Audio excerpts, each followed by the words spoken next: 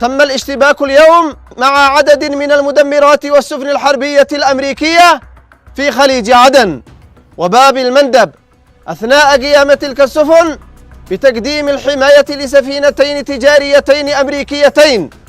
وكان من نتائج عملية الاشتباك ما يلي: إصابة سفينة حربية أمريكية إصابة مباشرة، إجبار السفينتين التجاريتين الأمريكيتين على التراجع والعودة، وصول عدد من صواريخنا البالستية إلى أهدافها رغم محاولة السفن الحربية اعتراضها.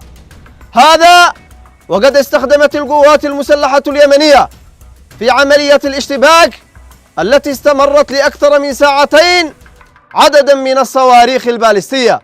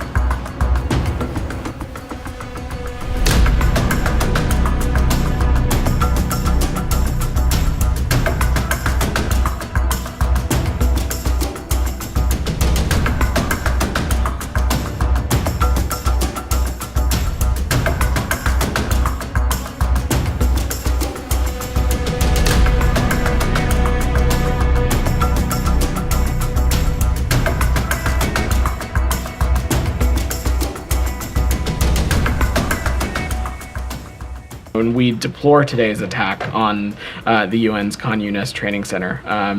You've heard me say it before, you've heard the Secretary say it before, but civilians must be protected, and the protected nature of UN facilities must be respected. And humanitarian workers must be protected so that they can continue providing civilians with the life-saving humanitarian assistance that they need.